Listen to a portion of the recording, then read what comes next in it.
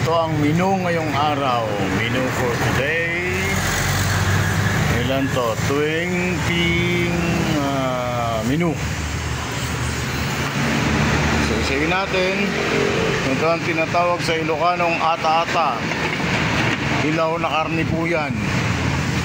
Hindi pa ako tumikim yan. Ito naman bangus na paksiw.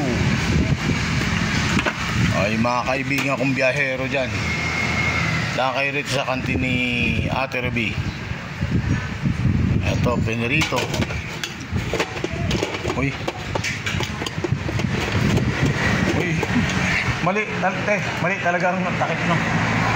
Hanapin ko mamaya, baka andyan yun. Wala ba? Baka nasa bahay.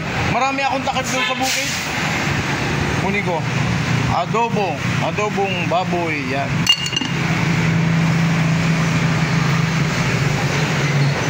Ito naman ay dinakdakan sa Tagalog. Ano nga ito sa Tagalog?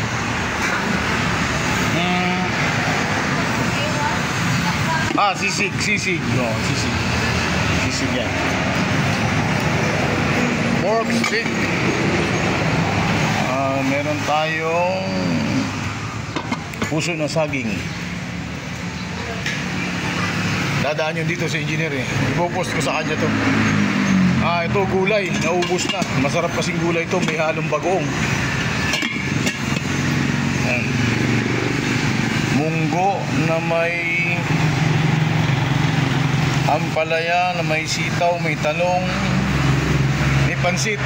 Ayos may pansit yun Ayan yung paborito ng mga Ilocanong sinanglaw. Isa rin yung papaitan. Paborito nila yan. Ito yung paborito ko, gamot ko sa arthritis.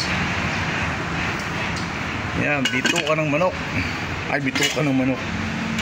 Oo. Bituka. Ito naman. Yan na yun. May halong gulay na karne. Parang adobo din, pero ano ba to? Ginisa lang. Ito yung pinapaya nilang tinatawag. Yan. Matamis-tamis ang konti. Ang tawag siguro sa amin yan sa Bicol, umba. Ayan, giniling.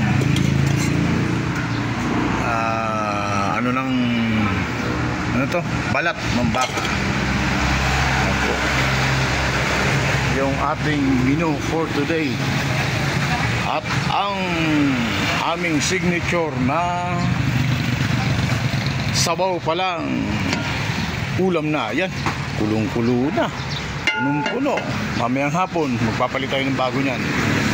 Ito po yung bagong lagang buto sa ilalim. Yan pinakukulo din yan.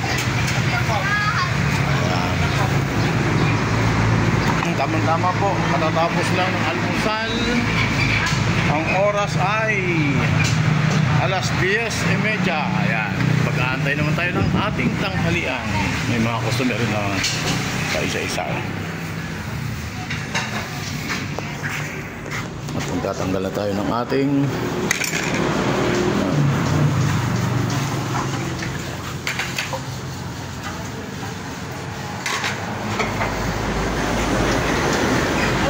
ayan po ang nakaabang sa akin na trabaho.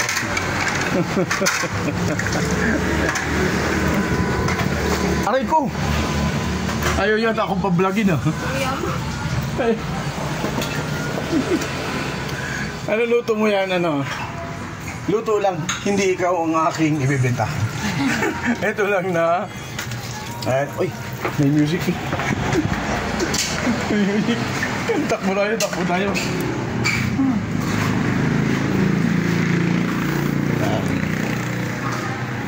At antayin natin yung konting oras. Pahinga.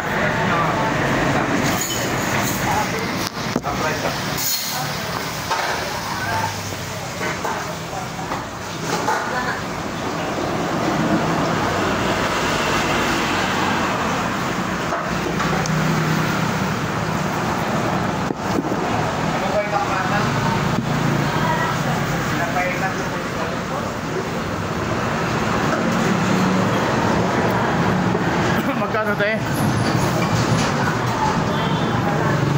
Mano? 80.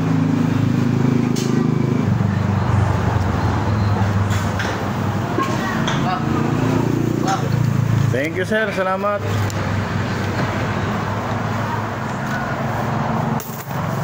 Doon sa ano, prutasan konti ang ano, ang barya.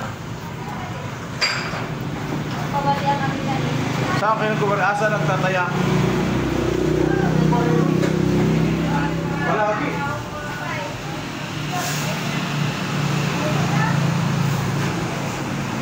Yeah.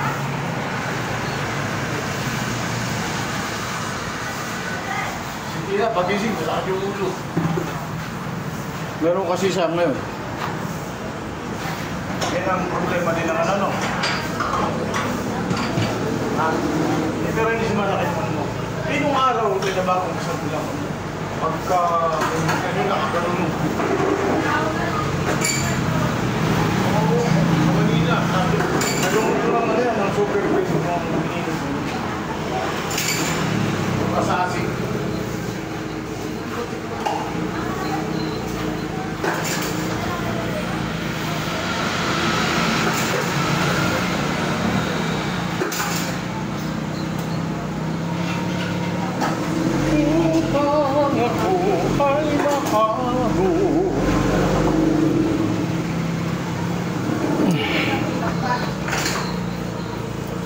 Ito yung oras ng medyo pahinga namin. Magmula ng alas 5 din, may customer ka na, no? 5 o'clock ko, may almusal na tayo. Kaya sa mga biyaherong katulad ko, pwede na kayong dumaan dito. At may libre tayong sabaw. Na sabaw pa lang ay ulam na. Yan. May ibang nagko-construction. Kakain dito pag uwi. Pwede humingi ng sabaw. Kung wala kang ulam, sabaw pa lang, lagyan mo ng asin, kalamansi. Buhay na. Aha. Upang ako ay mahango sa labis na kalungkutan.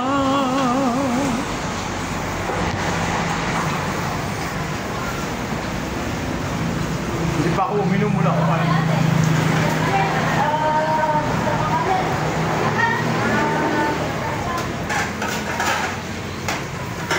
Anong grade kasi ano? Oo. Ano yung nakapagputukan? Nakapagputukan? Kanino? Meron diyang makulit na bata na kaway. Bata ba kami? Ayun? Bisa mo pa kuha dito.